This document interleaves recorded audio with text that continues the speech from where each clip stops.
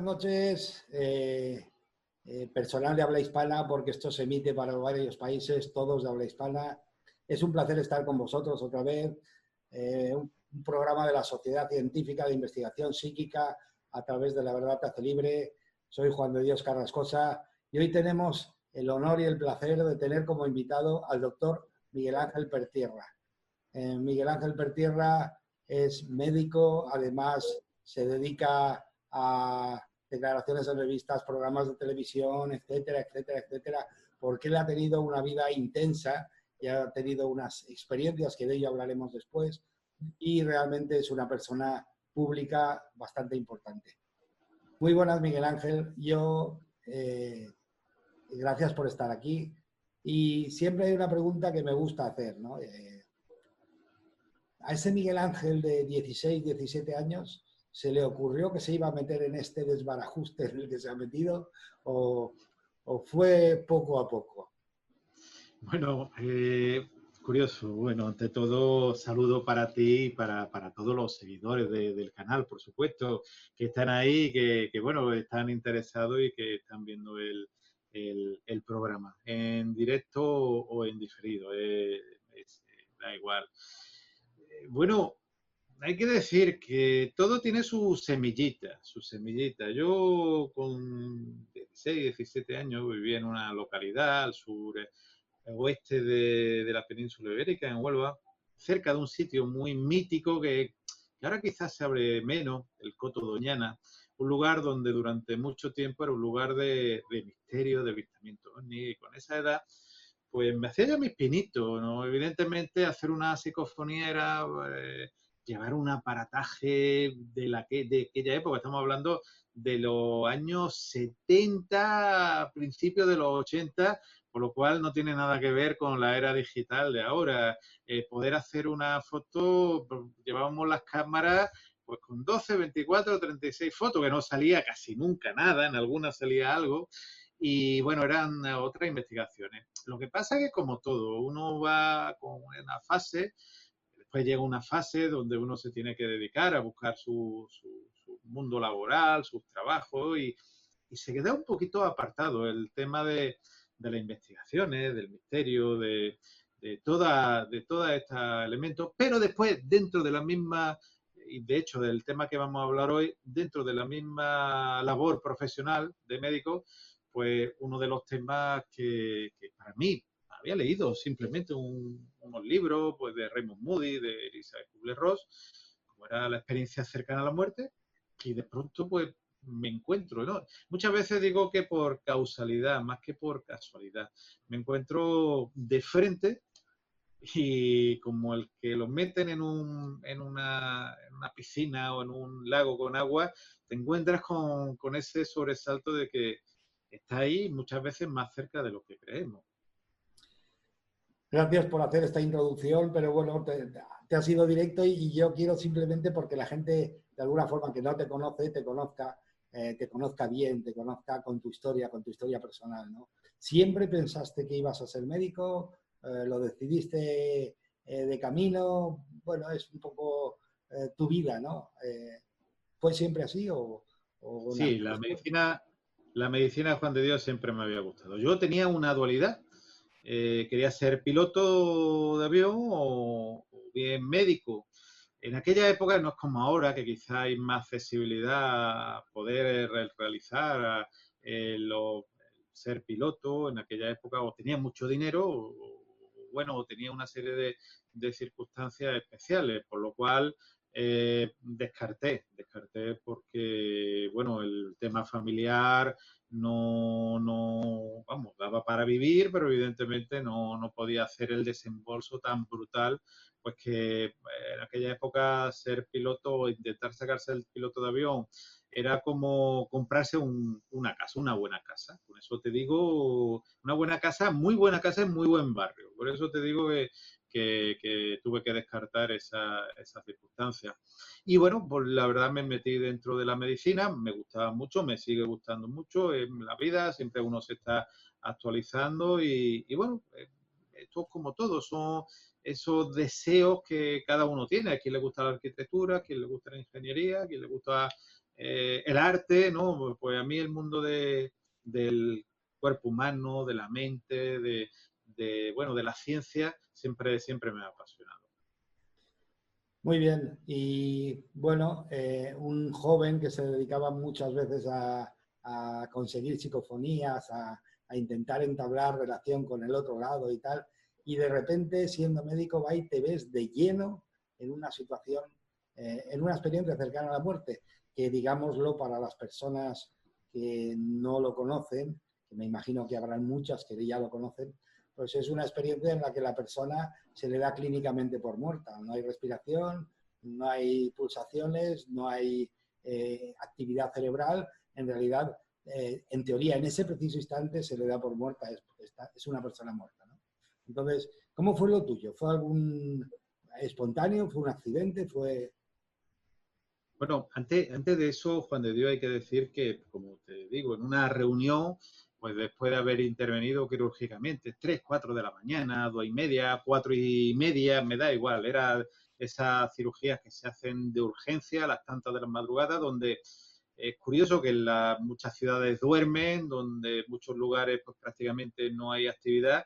Un hospital es un bullicio, muchas veces un bullicio, sobre todo ciertas áreas, las áreas quirúrgicas, muchas veces te encuentras que en las distintas especialidades quirúrgicas están trabajando enfermeras, auxiliares, celadores, cirujanos, anestesistas, todos están haciendo su labor y hay una sala que se llama el staff de personal, donde y todo, te toma un café, un chocolate, un dulce, lo que pilla, porque a las 3 o las 4 de la mañana la verdad es que entra ese hambre que aquellas personas que trabajan por la noche lo conocerán bastante bien.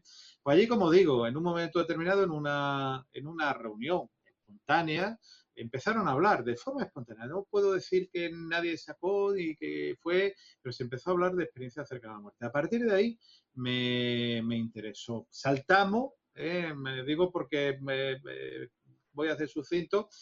Después de haber estado muchos años investigando, un día de verano, el 25 de julio de 2007, muy cerquita de aquí, de donde estoy hablando, pues un coche saltó una mediana, tengo un accidente, yo voy en la moto, tengo un accidente y bueno, me trasladan al hospital y ahí tengo una experiencia cercana a la muerte. Siempre digo que cuando uno se levanta por la mañana, Juan de Dios, y lo hemos hablado en alguna ocasión, uno no está pensando, hoy me toca la experiencia cercana a la muerte, mañana me toca el hablar con seres extraterrestres. No se levante, tú dices, mira, tengo que recoger esto, tengo que hacer otro. En mi caso, me iba de vacaciones y yo recuerdo pensando, pues bueno, me tengo que ir a ver dónde vamos, porque no habíamos cogido ninguna vacación, vamos, ningún lugar de vacaciones, porque claro, lo habíamos estado dejando para último momento, tampoco teníamos nada especial, me quedaban pocos días ya de trabajo, un par de días de trabajo y es lo mundano que uno piensa, cada uno sus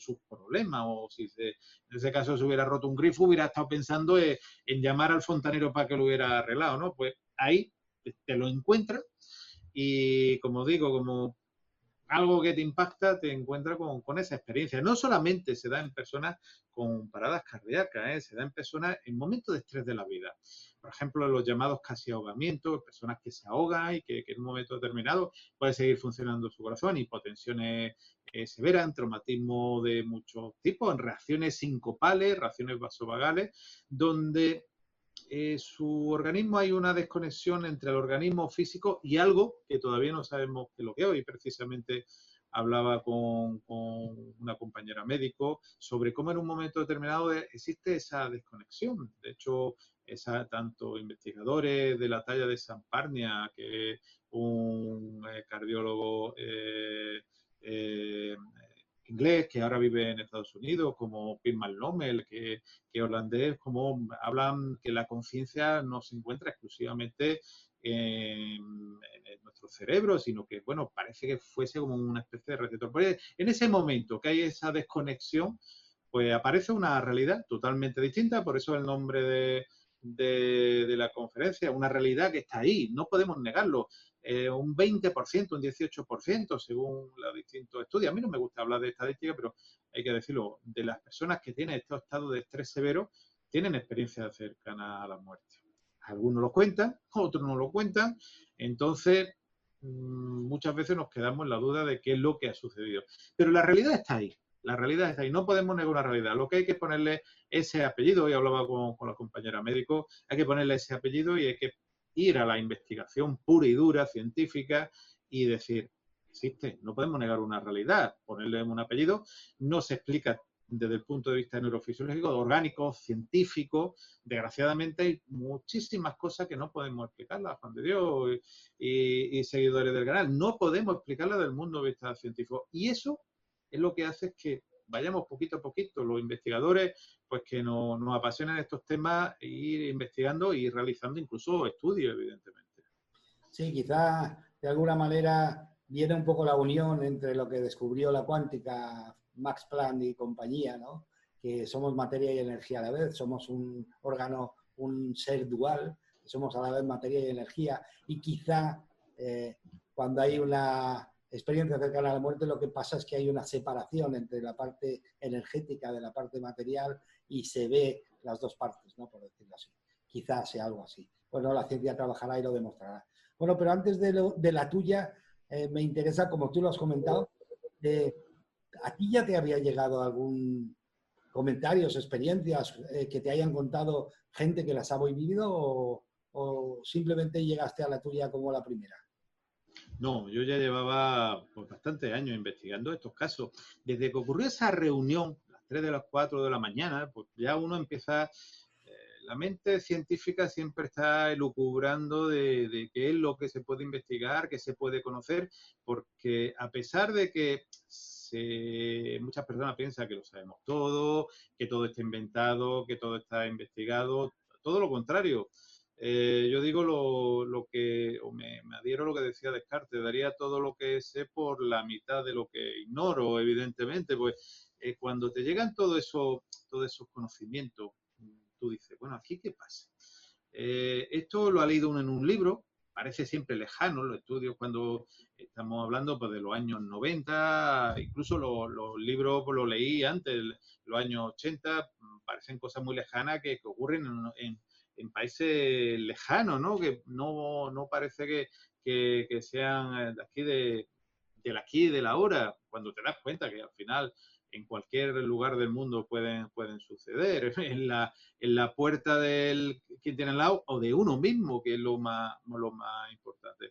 Que los accidentes no ocurren a los demás, sino que ocurren a personas como tú o que cualquier día te puede ocurrir a ti. Así sucedía con la experiencia de ganar la muerte.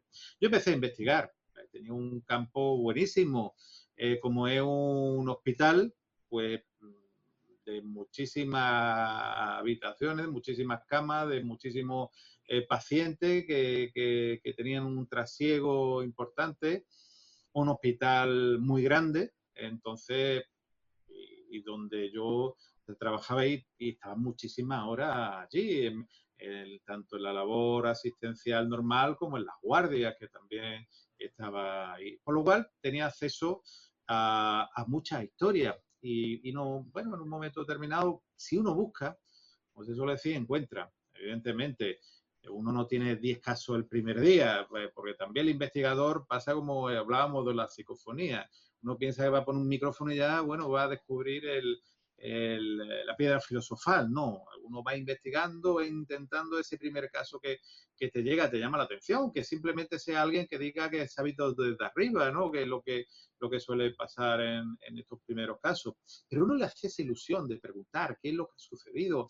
Estaba a ver, irse a la historia clínica, mirar si le han puesto alguna medicación o ha estado algún producto anestésico pues que pueda producir este tipo de desdoblamiento o alguna otro producto o alguna lesión que pueda producir esa estimulación, por ejemplo, del lóbulo temporal, que muchos han achacado, que pueden ser esa experiencia cercana a la muerte, que ahora pues parece que se ha puesto de moda ese llamado casco de Dios, que Persinger, pues, bueno, no sé si ha patentado, pero sí lo publicita, y que lo que hace es una estimulación lóbulo-temporal y, claro, te crea ese fenómeno de desdoblamiento que ya lo conocíamos. Cualquier estimulación lóbulo-temporal te puede producir una sensación, pero no igual, que es lo importante. Cuando tú te das cuenta, pues que hay casos y que a lo largo de los años, son muchos años de investigación, a lo largo de los años te van llegando casos y no estamos hablando en una época como ahora. Ahora, curiosamente, llegan muchísimos casos, pues por ejemplo, personas como las que están en ese otro lado de la cámara, de que te están viendo, que dice, oye, pues qué interesante, a mí me ha pasado, como me ha ocurrido alguna vez, de algún programa de televisión, y que realizadores de televisión, después de 35 años, te metan en su despacho. Me ocurrió en 2 ocasiones, con 2 televisiones totalmente distintas, de 2 lugares totalmente distintos, donde el realizador me mete en la habitación, me cuenta su historia, no quiere que lo sepan los demás, por el miedo también a qué dirán. Y Ese quizás, perdona que te haya cortado, ese quizás es un obstáculo con el que te habrás encontrado, ¿no? Porque hay mucha gente que la ha vivido, pero luego le da miedo por ser ridiculizado, por cualquier cosa de estas, le da miedo contarlo, ¿no? claro, y ese mismo shock que se produce. Hay personas, como digo, estas personas 35 años sin contársela y además te lo cuenta en petit comité. Yo no quiero que lo sepa nadie, pero una de las cosas que también muchas veces se encuentran con la incomprensión del entorno. Parece que si has tenido una experiencia cerca de la muerte, algunas personas la catalogan como un trastornado, ¿no? Y cuanto más lejos, porque le puede pasar a cualquier persona de cualquier etnia, de cualquier género, de cualquier cultura, de cualquier ideología. Ahí no hay colores ni políticos, ni humanos, ni géneros, ni etnias, ni edades. A cualquier edad puede ocurrir y mientras uno esté vivo. Evidentemente, vivo, no fallecido me refiero, que sería otro tema, porque en algún caso del llamado fenómeno de Lázaro también ha ocurrido alguna historia y también interesante. Como te digo, en estos casos, Juan de Dios, te encuentras pues que esas personas viven una experiencia vital que le hacen cambiar. Eso es lo importante, una experiencia vital que la ciencia no lo explica, ni sabe explicarlo, ni puede explicarlo. Porque hay ciertas cosas que evidentemente sí se puede explicar, pero cuando un cerebro está en una línea isoeléctrica donde no hay actividad cerebral o esta actividad cerebral no se comporta como posible de que pueda uno fabular ni confabular. Claro, ahí donde viene esa experiencia, donde te llama la atención que en un momento determinado se ven muchas cosas, se sienten muchas cosas, se perciben muchas cosas que no son compatibles con la ciencia que conocemos. Sí, evidentemente. Y precisamente quizá llamó la atención en su momento y por eso se empezó a investigar, porque además parece ser que sigue un patrón más o menos, da igual la persona de donde sea, de la ideología que sea, como tú muy bien has dicho, de la creencia que sea, siempre se da un patrón más o menos 5 o 6 puntos que siguen de alguna forma en casi todas las experiencias. Hay algunos que no viven todos los puntos, hay otros que solo viven uno, pero me refiero, en general sigue un patrón general. ¿Es cierto eso sí? Sí, de hecho, claro, uno de los elementos es si todas las experiencias son similares, si depende de la cultura, depende de la persona. Hay que decir que ha habido varios investigadores que han puesto una serie de puntos por intentar, como ocurre en la ciencia, intentar explicar algo, cuantificar algo que no es cuantificable, que es cualitativo más que cuantitativo. Por ejemplo, el que más se conoce son esos 10 puntos de Raymond Moody, pero por ejemplo otros investigadores también tan importantes, incluso anteriores a Raymond Moody, como Grayson, también tiene una serie de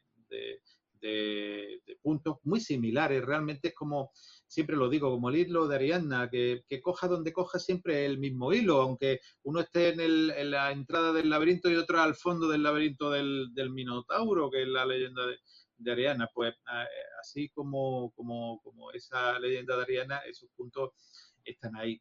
Esos puntos muy similares que no se tienen que cumplir ni en el orden, ni en el tiempo, ni en la intensidad. Cada persona lo vive de una forma distinta. De hecho, una realidad, la misma realidad, si tú preguntas a varias personas, te van a contar, según su cultura, según su forma de ver, lo que le haya llamado la atención, están viendo la misma realidad. Incluso una película, por ejemplo, cada uno lo cuenta de una forma distinta. Es la percepción de la persona ahí lo que entra en vigor y también cómo puede hacer. Curiosamente, hay unos investigadores como Hislop y Osis en los años 70 del siglo XX, incluso antes, empezaron en los años 50, 60, cogieron un grupo amplio de personas en India, en Estados Unidos, en Canadá, en Reino Unido, hicieron un estudio. Ocurre lo que tú has preguntado. ¿Todos viven la misma experiencia o depende de la cultura, uno lo viven, otro no lo viven? Se dieron cuenta que era básicamente igual. Yo, por ejemplo, he tenido pacientes, personas que han tenido experiencias cercanas a la muerte y algunos son musulmanes, otros son judíos, otros son agnósticos, otros son cristianos, otros son evangelistas, vamos, de cualquier cultura, hombres, mujeres, edades, da igual. Al final te cuentan prácticamente una misma historia. La historia, evidentemente, cada uno lo contempla. Si yo le diese a mi abuela, y lo digo muchas veces, un teléfono móvil, la mujer que nació en el año 1890, pues lo explicaría como una especie de, no sé, ella ya conoció el televisor, como un televisor que habla, pero que puedo hablar, pero claro, si no le dice que es un teléfono móvil, no, pero si en vez de dárselo a mi abuela, se lo diésemos a los romanos, malo, pero si estuviese la Edad Media, muchas veces lo digo, nos hubieran quemado por un simple teléfono móvil que hoy en día lo utilizamos. Si hace 300 años le dijésemos a alguien que una persona a cientos de kilómetros iba a entrevistar a otra persona a cientos de kilómetros y que personas a miles de kilómetros iban a ver cómo esas personas estaban hablando, pues dirían que era mentira. Y hoy en día Sí. es ciencia, ¿no? Iríamos a la hoguera tú y yo, seguro. Sobre la hoguera. Ya muchas veces, yo creo que nos hubieran quemado muchas veces, como a Giordano Bruno, por decir que existían mundos similares a los nuestros y con posiblemente con habitantes que lo conformaban. Fue quemado y hay un monumento al que quiera verlo en Roma. Creo que lo quemaron en 1701, si no me recuerdo mal la historia. Simplemente por decir eso. Muchas veces el que dice las verdades, el pionero o los pioneros son los que son los incomprendidos conforme van avanzando las investigaciones. Y fíjate que, por ejemplo, se ha encontrado que cuando empezaban las primeras investigaciones, yo mismo empezaba las primeras investigaciones, encontraba muchas cortapisas, mucho bloqueo, mucho, y lo he hablado con otros investigadores, muchos problemas además serios.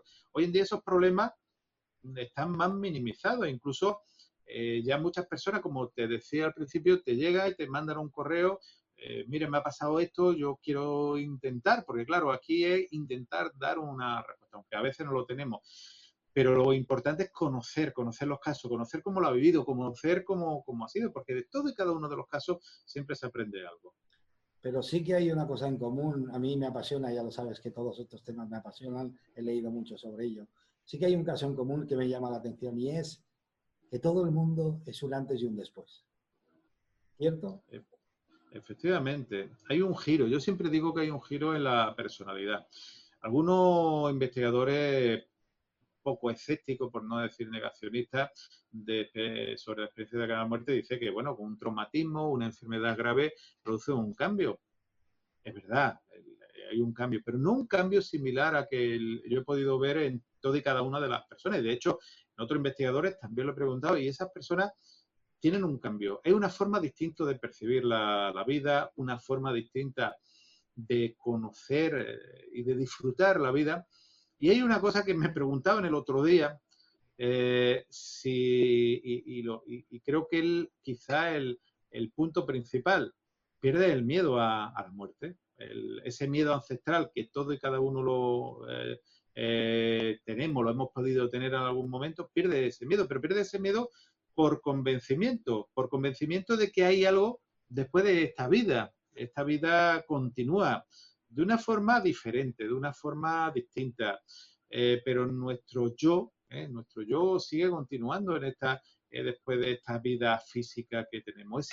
Ese convencimiento que nos pasa a las personas, pues que tenemos esta experiencia cercana a la muerte. Y ese cambio de vida, lo hablaba con un compañero de radio que decía, no, a mí no me ha cambiado absolutamente nada la vida, lo cuento muchas veces. Y yo le decía, pero mira, vamos a ver, ¿tú cómo eras antes de la vida? Wow, yo era de tal y tal forma, una vida un poco desorganizada.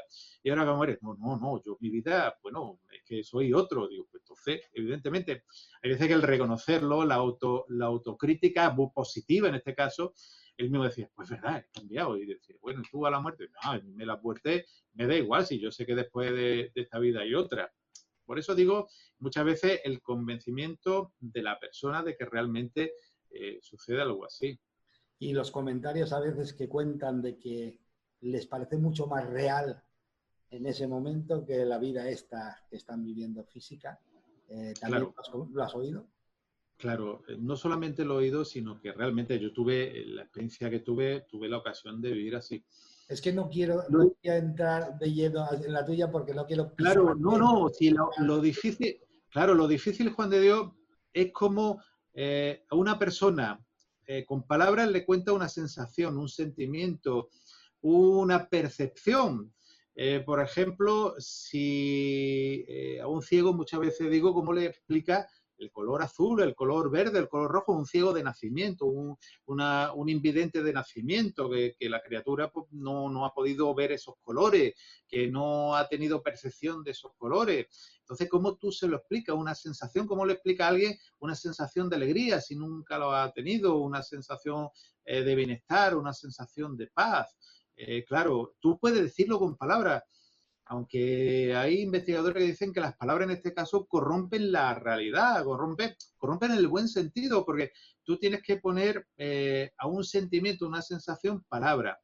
Claro, esas palabras no le hacen justicia a la sensación, a lo que se vive en esos momentos. Esa Sí. sensación de paz, de tranquilidad, de bienestar, es curioso porque muchísimas personas lo transmiten, lo comentan, pero lo que, claro, por mucho que tú lo cuentes, como a mí me lo decían, me recuerdo un paciente, decía, es que por mucho que se lo cuente, no puedo contar lo que he vivido. Y es verdad, cuando te pasa, te das cuenta que lo que decía este hombre, que en aquel momento, hombre, lo entendía, lo comprendía, pero no lo sentía como él, te das cuenta que es así. Sí, de hecho, el lenguaje en realidad es muy pobre para expresar ciertas cosas, ¿no? Y en este caso, las experiencias cercanas a la muerte, no hay lenguaje que puedas, de alguna forma, describir lo que las personas realmente sienten, ¿no? Eso sí que es verdad. Me refiero, lo comentan muchísimas personas, que bueno, yo te puedo transcribir un poco para que te enteres, pero no te puedo expresar en lenguaje lo que yo he sentido o lo que yo he vivido. Bueno, no quiero entrar en tu experiencia porque hay un congreso, que por cierto hablaremos de él, es el Congreso de Cartagena, 12 y 13 de septiembre. De momento, quizá, seguramente como está lejos, se realice, pero bueno, siempre con estas precauciones. Hay un gran congreso de la Sociedad Científica de Investigación Psíquica que se hará en Albacete, de lo cual tú, Miguel Ángel, eres un ponente, eres un invitado. Y por eso no quiero entrar en tu experiencia personificada, pero de alguna forma sí tocar algunos puntos, como por ejemplo ese de que hay gente que lo vive tan real que dicen que es más real, les parece más real que la vida física. Claro. ¿Fue tu caso también? Sí, evidentemente ese congreso que esperemos que se celebre en Cartagena, pues una reunión de aquellas personas que nos gusta, que investigamos, que simplemente quieran conocer un poco lo que son, acercarse a la experiencia cercana a la muerte. Habrá cosas que ya habrán escuchado, habrá cosas que intentamos llevar, pues, los últimos conocimientos de allí a Cartagena, ese 12-13 de septiembre, si todo va y esperemos que pueda ir bien y que, bueno, evidentemente, y está claro, estuve hablando con uno de los organizadores, se van a tomar todas las medidas suficientes y necesarias para que no haya ningún problema desde el punto de vista sanitario. Esperemos que no haya ninguna complicación como en la primera vez que se planteó. Y con respecto a lo que tú dices, en la realidad, ¿se vive como real? Yo te tengo que decir que sí. Yo contaré, ahí vamos a hacer un poquito interés para el Sí, sí, Congreso. sí, Yo sí. contaré con imágenes. Algo intrigante, pero no lo sueltes aquí. Además, algunas ya las he presentado, otras las presentaré en primicia y en ese momento en exclusiva allí sobre cómo nuestro cerebro entiende una experiencia cercana a la muerte como real, cómo nuestro cerebro discierne lo que es algo irreal de algo real. Es como una máquina de la verdad. Es mucho mejor que un polígrafo. Yo siempre lo he comentado porque a mí, como antes decía, el tema del cerebro me apasiona. Yo una de las especialidades que tengo es neuropsicología y me apasiona el cerebro porque el cerebro puede hacer que estés deprimido, que estés angustiado, o puede hacer que aun con los problemas físicos más importantes estés echando hacia adelante, que como ese muñeco que había antiguamente que caía a un lado y a otro y al final se quedaba tieso, algunos le llamaban los tentempié o algo así, cada sitio lo llamaba. Uno puede hacer eso, su cerebro, su mente o su estar puede conseguirlo. Como digo, claro, los científicos decimos, bueno, ¿y eso cómo podemos ver? Si la experiencia cercana a la muerte, alguien a lo mejor ha tenido una alucinación, ha tenido, pues, ha creído que la ha tenido. No estamos hablando de aquellas personas que pueden mentir, que también dentro del mundo humano, pues, también está la que quiere pues figurar y que ya que está, pues yo también, ¿no? Sí, Por suerte. es Me he encontrado condición, con un poquito, sí, ¿eh? es Me he condición, encontrado, es condición humana, perdona, Miguel Ángel, es sí, condición humana. es condición humana, pero por suerte me he encontrado muy poco, pero también existe, no vamos a negarlo tampoco. Pues, como digo, los científicos decimos, bueno, ¿y cómo eso? Pues ya os digo, ahí llevaré unas imágenes, algunas ya las he presentado y las he presentado en algunas charlas, donde en un momento determinado nuestro cerebro reconoce la experiencia cercana a la muerte algo real, como esta conversación que estamos teniendo. Yo te estoy viendo a ti, tú me estás viendo a mí, los seguidores nos están viendo y cuando recuerden, dentro de media hora, dentro de un cuarto de hora, no sé si dentro de 2 años recordarán esta charla, a lo mejor sí. Dice, pues hubo un médico que contaba que nuestro cerebro cuando recuerda, rememora algo real, hay uno en nuestro cerebro más profundo, hay lo que se llama los ganglios de la base, ese hipocampo que genera los recuerdos, pero esos recuerdos van muchas veces con emocionalidad. Hay veces que va con alegría, otras veces con miedo, otras veces con llanto, y están en un lugar muy parecido y muy cercano a las amígdalas de la garganta, pero se llaman amígdalas cerebrales, que por su forma redondeada. Está también el centro de la sed, el centro del hambre, del centro sexual, están todos conectados en ese cerebro que se llama el palocerebro, que es la zona más antigua de nuestro cerebro. Pues cuando uno recuerda algo real, cuando uno recuerda, por ejemplo, el nacimiento de su hijo, su comunión, su boda, no sé, su peregrinación o a la Meca o a Camino de Santiago, me da exactamente igual, es que me da igual la religión, no vamos a entrar en eso. Cuando uno recuerda eso, nuestros ganglios de la base automáticamente te rememoran.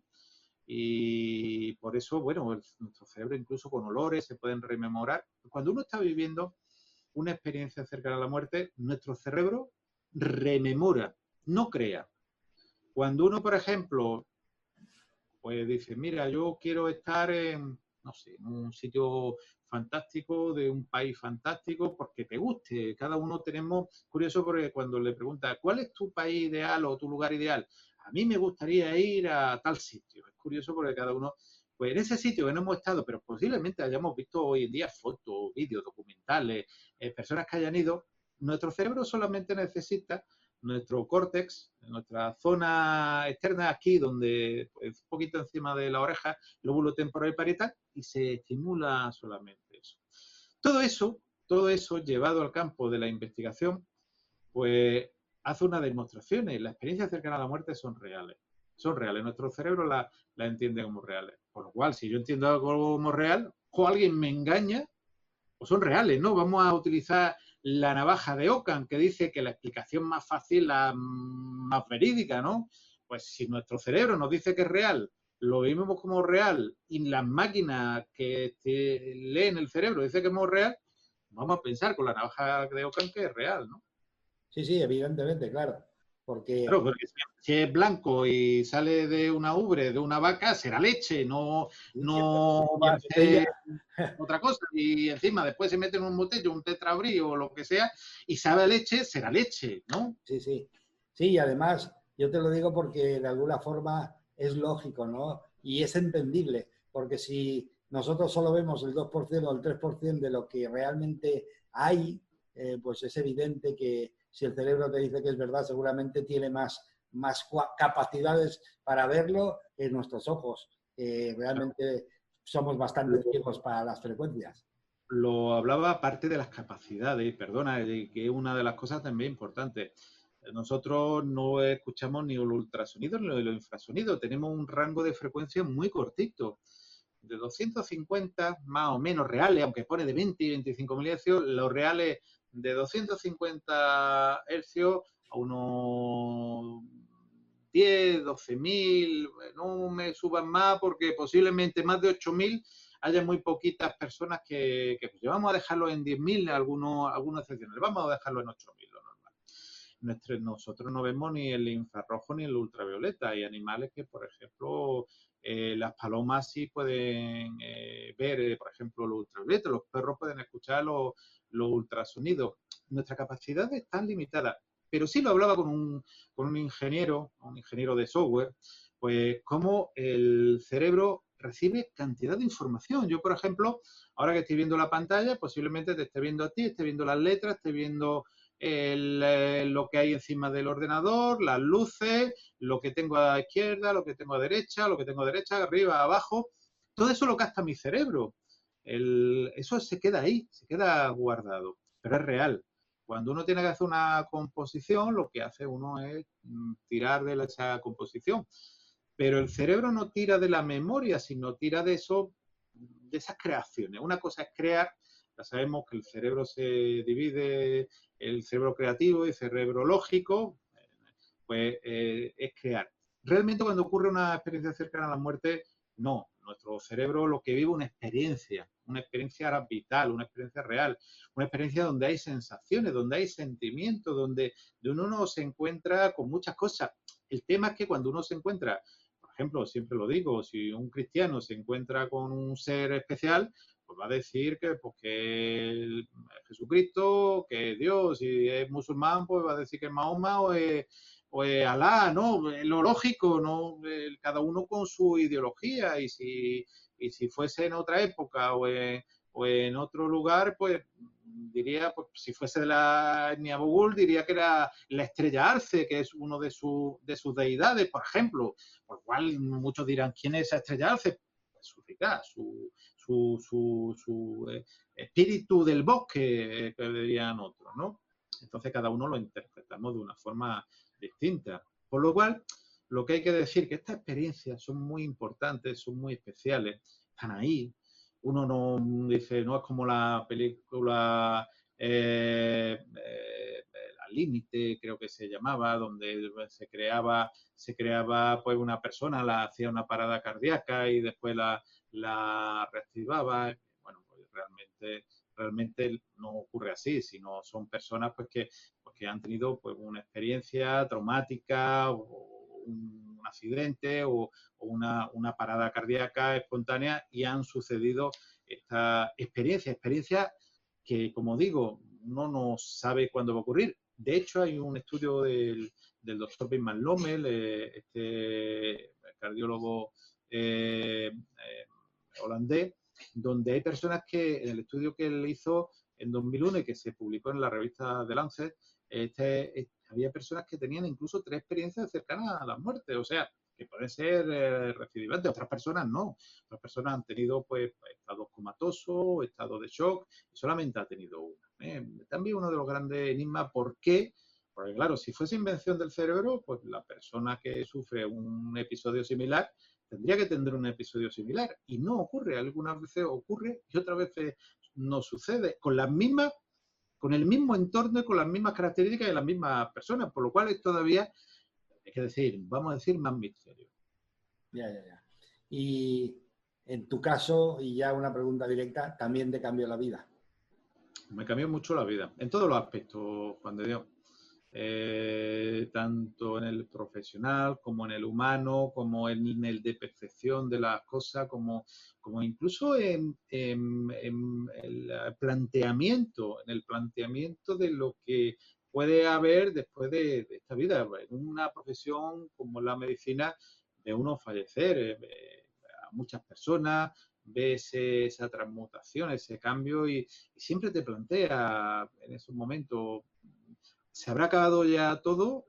¿Seguirá la persona? Hombre, uno tiene mucha experiencia cuando acompaña a esas personas en ese momento tan específico y que es el único que tenemos asegurado cuando nacemos. Todo y cada uno de nosotros en algún momento de la vida vamos a fallecer. Eso está claro. Decía, creo que era Machado, que lo que le mata de la muerte es que no le deja vivir, ¿no? Pues prácticamente habría que decir eso, que todo y cada uno lo vamos a tener. Y en ese momento de ese cambio uno pues se da cuenta. Cuando uno tiene una experiencia cercana a la muerte, y fijaros que nunca digo sufre una experiencia, sino tiene una experiencia, porque no es sufrir, es tener una experiencia importantísima, le cambia la vida, el concepto, la mentalidad, incluso en la valoración de muchas cosas. Y sobre todo, vuelvo a decir, ese eliminación del miedo a la muerte. Evidentemente, uno no quiere morirse, uno no se va a tirar por una ventana, no quiere ponerse delante de un coche que lo arrolle, a pesar de que sabe y tiene constancia de que hay otra vida después de esta. Lo que sí, Juan de Dios, es que ese miedo desaparece, esa forma de percibir la vida cambia mucho, donde, bueno, te pasan cosas y tú dices, bueno, han pasado, somos humanos, evidentemente, con nuestras características, pero bueno, ha pasado y intenta, yo muchas veces me planteo cómo uno se plantearía la misma circunstancia, sin experiencia cercana a la muerte y con experiencia cercana a la muerte. Muchas veces me planteo que para mí fue un renacer. Yo, de hecho, los 25 de julio celebro mi segundo cumpleaños porque realmente ese día renací. Renací en mucho aspectos. El que me sigue en redes sociales verá que durante años pues, voy poniendo fotos de ese día en distintas circunstancias, ¿no? Pero es una forma de renacer, una forma de recomponerse. Ojo, que no significa recomponerse, porque claro, uno dice, bueno, tiene una experiencia, pues ya uno se vuelve místico, no. Uno con los pies en la tierra, lo que pasa evidentemente es distinto. Sí es verdad, y a mí no me pasó, que hay personas incluso que tienen y le aparecen una serie de capacidades. Lo hablaba precisamente con los médicos que estaba hablando, una serie de capacidades, algunas premonitorias, otras incluso hasta ellos decían sanadoras. Las premonitorias sí he podido constatar en algunas personas que le han tenido, que van desapareciendo a los 2, 3 años. No se sabe por qué ocurre, no se sabe si el cerebro se activa algo. Sabemos que el cerebro es ese gran desconocido, y yo lo repito también muchas veces, donde en un momento determinado muchas cosas desconocemos. Pues como si algo, ese clic, se diese durante un tiempo y son capaces de reconocer y de conocer muchas cosas que de otra forma sería muy difícil hacerlo. Sí, de hecho yo conozco a algún médico y tú también, precisamente da igual el nombre decirlo ahora, no lo voy a decir, pero es catalán y que también tuvo una experiencia cercana a la muerte y él también le pasó eso de que durante algunos meses o incluso a lo mejor algún año estuvo con unas percepciones un poco despiertas que él mismo se asombraba, ¿no? Uh-huh. Pero realmente, Jesús, cuando uno pierde el miedo a la muerte, yo entiendo que le cambia la vida totalmente porque empieza a disfrutar de vivir y deja de vivir para no morir. Claro. Quizá eso. El tema muchas veces no es de cantidad, sino de calidad. Fíjate lo que te estaba diciendo, hay personas pues que acaban en estas circunstancias pues, con secuelas importantes de todo tipo, minusvalías importantes, lesiones importantes, pero como vuelvo a decir, hay personas que pueden tenerlo todo y realmente al final se dan cuenta que no tienen nada. A lo mejor lo tienen todo en lo económico, lo físico o en muchas cosas, pero después son vidas completamente vacías, donde, bueno, no hay nada más que eso material, pero realmente no hay esa sensación de disfrutar, esa sensación de gastar. A lo mejor lo más nimio pues, que puede ser pues salir un día, tomarse un café por la mañana, un té por la mañana, de ver un amanecer, por ejemplo, esa calidad, esa percepción la pierden muchas veces en el agobio de querer más y más y más. Eso sí se afecta más. O incluso una noche que uno no puede dormir porque a lo mejor pues tiene dolores, pues, a lo mejor sale por la noche y ve pues una conjunción pues de Júpiter y Saturno, y ve Orión y ve las Pléyades, y bueno, ya empieza uno a filosofar. ¿Cómo ese momento, esos pequeños elementos, esos disfrutes de la vida, que muchas veces no tienen que relacionado con lo físico, sino con la esencia de la persona, eso es lo que cambia. Porque hay muchas personas que desgraciadamente tienen mucho físico, pero dentro están bastante huecos. Sí, sí. Dicen, bueno, sin ofender a nadie, decían que cuanto más vacías están, más ruido hacen las canastas y los cuencos, precisamente cuando están vacíos, ¿no? Bueno, ahora cambiando un poco de tema, simplemente es, ¿cómo te llamó la atención la sociedad? ¿Qué te llamó la atención de ella? ¿Por qué estás en la sociedad científica? Bueno, recuerdo que un día Noelia me llamaron, pues mira, estamos organizando una sociedad científica para investigaciones, me ofrecieron ser miembro honorífico, y evidentemente yo creo que siempre cuando se investiga desde el punto de vista científico, pues siempre, igual que pertenezco a otras sociedades y eso, bueno, siempre el intentar apoyar de que cualquier investigación se pueda realizar desde el punto de vista de la ciencia. Ciencia y enigma y misterio no van desunidos. Evidentemente, si no tenemos respuesta a algo, no podemos decir que no existe. Hace unos años, por ejemplo, la ciencia decía que no existían los planetas extrasolares, y ya sabemos que hay miles, que se han descubierto miles, habrá millones, o trillones, o los números que a mí se me pierden siempre en esa magnitud celestial. Y hace 30, 40 años era un hereje por decir que existía.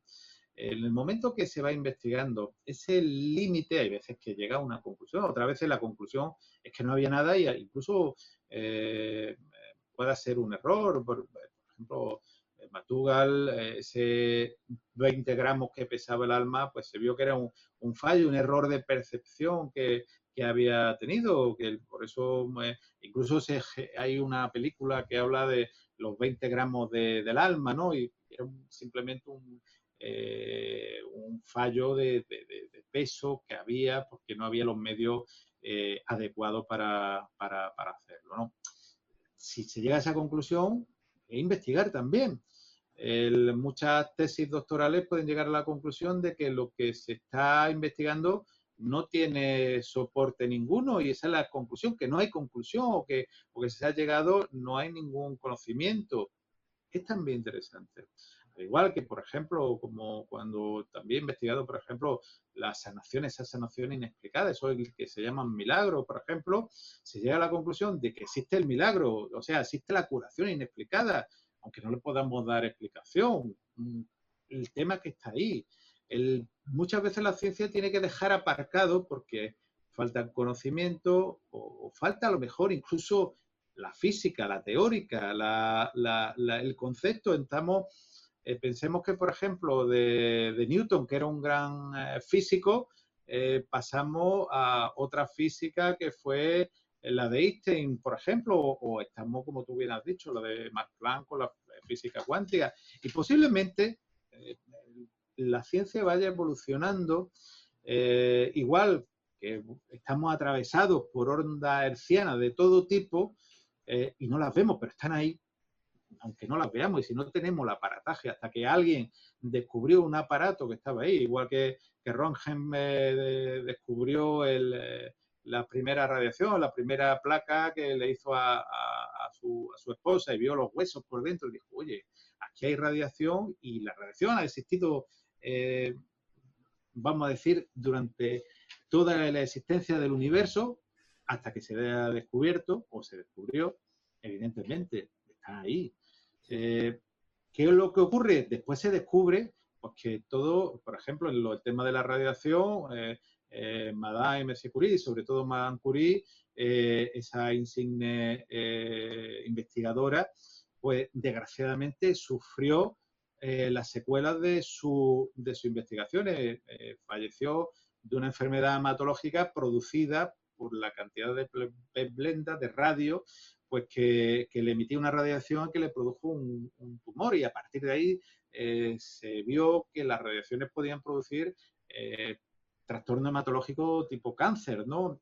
Por eso os digo que la investigación, en el caso de la experiencia cercana a la muerte, vamos conociendo, el cerebro se va conociendo, ahora lo que hemos dicho, las distintas tecnologías van avanzando. Y bueno, Hamburger, por ejemplo, cuando descubrió en los años 20 del siglo XX, descubrió el electroencefalograma, le dijeron que era un charlatán, que realmente nuestro cerebro no podía emitir onda eléctrica. El hombre se suicidó en los años 40 porque, bueno, fue denostado, insultado, vilipendiado, y hoy en día, fíjate, después de tantísima tecnología, el electroencefalograma se sigue utilizando en los hospitales de altísimo rendimiento.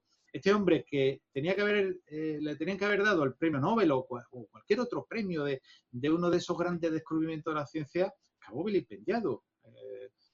Pero bueno, sabemos que Susola, el descubridor de la cueva de Altamira, también le dijeron que había pintado esas cuevas de Altamira, que bueno, son esa catedral de la antigüedad donde se ven bisontes, es maravilloso. Y el hombre murió en la pena de que le dijeron que era un mentiroso, cuando años después es una de las personas que han descubierto de una forma casual o causal, descubrieron uno de esos grandes hallazgos que hablaba que el hombre, el ser humano, de hace miles de años, pues ya representaba esos animales, su vida cotidiana, incluso podía enterrar sus seres vivos. Sí, sí, no, yo el ejemplo con respecto a eso lo tengo claro porque si en 1760, por poner una fecha, aterrizase en cualquier plaza europea un paracaidista dentro de la plaza, pues dirían que es un milagro, y es simplemente porque no se tenía el conocimiento de por qué podía funcionar así entonces. Y ahora ya se Claro. puede. Mira, a Lavoisier, ya que estamos con curiosidades, y yo creo que le pueden gustar a los seguidores, Sí, sí, por supuesto. Lavoisier se presentó en 1700 y algo Sí. en la Academia de París diciendo que caían piedras del cielo. Le dijeron que era un mentiroso, que era un falso, que cómo iban a caer piedras del cielo si el cielo no hay piedra. Hoy en día, ¿quién duda de que existan meteoritos que caen a la Tierra? De hecho, se ven cada X tiempo esas estrellas fugaces, incluso grandes meteoritos, pues que han caído en distintas ciudades del mundo. De hecho, no hace mucho por allí, por las tierras murcianas, cayeron también un meteorito de un tamaño bastante grande para lo que hay, pero por ejemplo en Antártida pues caen esos meteoritos, incluso son piezas muy codiciadas y muy cotizadas, ¿no? O por ejemplo el Alan Hill, ese meteorito donde aparecía en el año 2006, Bill Clinton hablaba de que podía ser la petrificación de una bacteria, y todavía está en la duda que pueda ser. Sí, sí. Hace 300 años le dijeron que era un mentiroso y lo echaron a pedradas, ¿no? Sí, sí, está claro. La ciencia requiere su tiempo, requiere sus pruebas, pero al final, con el tiempo, la ciencia va descubriendo también. Y quizá esa esencia de querer descubrir, de querer trabajar, es la que tiene la sociedad científica, y quizá por eso nos llama la atención a todos y nos gusta estar y pertenecer a ella. Miguel Ángel, no entiendo de nubes ni nada de eso, pero yo sí que entiendo de tiempo, y entonces creo que estamos sobre el tiempo. ¿Alguna cosa que quieras comentar sobre el Congreso, sobre la sociedad, sobre algo, algún proyecto tuyo, lo que quieras? Bueno, proyectos siempre tiene uno muchísimo. Ante todo, decirle a aquella persona pues, que se quiera acercar al Congreso. Creo que las ponencias son muy interesantes, todo y cada una de ellas. Yo, de verdad, yo cuando voy a un Congreso no voy a dar o como se dice, a contar mi rollo y me voy, ¿no? Mis investigaciones las tengo ahí. Siempre me voy y escucho la gran mayoría de, por no decir todas, si puedo todas, las charlas que creo que van a ser muy interesantes, todas, cada una en su campo, desde su punto de vista de visión. Creo que van a estar muy interesantes para aquellos que se quieran acercar a verlo. Creo que va a merecer mucho la pena para aquellas personas que le gusten acercarse a este mundo de la experiencia cercana a la muerte y de la vida que puede haber y que la vida continúa. Como decía Raymond Moody, vida después de la vida, ¿no? Hay un libro de Tito Riva que dice el yo no muere o algo similar, ¿no? También donde recoge muchísimos casos y de hecho alguno que recoge precisamente de investigaciones mías. Y bueno, y el que quiera contactar, pues si quiere le doy los datos de contacto, un correo electrónico, por ejemplo, contacto@laruedadelmisterio.es, simplemente La Rueda del Misterio, el programa que desde hace ya bastantes años hablamos de ciencia, tecnología, historia, misterio, experiencias cercanas a la muerte, que se emite pues en cualquier plataforma de audio, podcast. Y bueno, hemos entrado en la tecnología de YouTube, aunque curiosamente el otro día vi que llevaba más de 10 años abierto el canal de YouTube, hasta diciembre del año pasado no lo retomé. Y bueno, también la Rueda del Misterio o youtube.com/La Rueda del Misterio, pues podéis encontrar muchísimas cosas, misterio, investigaciones, también actualidades que desgraciadamente con estos meses que hemos vivido, también importante de seguir y estar con los ojos abiertos, siempre preguntándose si estos que muchas veces nos presentan puede ser la verdad o puede ser el maquillaje. Bueno, y por supuesto no quiero no quiero irme sin hablar de algo contigo, que es La Última Puerta. Bueno, La Última Puerta es ese proyecto, de ese libro que ya en 2014 escribí porque el editorial Oberón, como digo, uno como mi hijo, los libros son los hijos de uno, donde uno se desnuda, cuenta su historia, cuenta parte de su vida. Esto es parte de mi vida, parte de mis investigaciones y parte de uno. La verdad es que es un libro que incluso habiendo pasado esos 6 años, sigue interesando y muchas personas me lo han leído y es curioso que no pasa la semana de alguien que me diga, lo he leído y este caso y discutir desde el punto de vista bueno, que lo discutir muchas veces no es negativo, sino positivo, comentar, hablar y bueno, y abre el campo para que también se puede crear un poquito de conciencia de que la realidad está ahí fuera y que realmente, como decía Paul Eluard, existen otros mundos, pero están en este, pues evidentemente, si ha servido para eso, yo encantado. Muchas gracias, Miguel Ángel. Te tengo que despedir porque de alguna forma el tiempo manda. Gracias por haber aceptado la invitación. Muchísimas gracias, me lo he pasado genial. Espero que todo el mundo que asista al Congreso se lo pase tan bien como me lo he pasado yo. Y gracias por estar aquí y habernos contado y habernos hecho pasar un rato muy, muy agradable. Gracias, Miguel Ángel. Muchísimas gracias, Juan de Dios. Yo te lo agradezco. Aquella persona que se quiera acercar, la verdad, que no solamente, a mí los congresos no es solamente para escuchar y contar las charlas de uno, sino también me gusta mucho, me pasa como Enrique de Vicente, me gusta mucho interactuar con las personas que vienen, porque se conocen a personas, hacen amigos y sobre todo intercambia ideas, que yo creo que también una de las cosas fundamentales. Oír y escuchar, que es importante en esta vida. Muchas gracias. Pues muchas gracias, Miguel Ángel.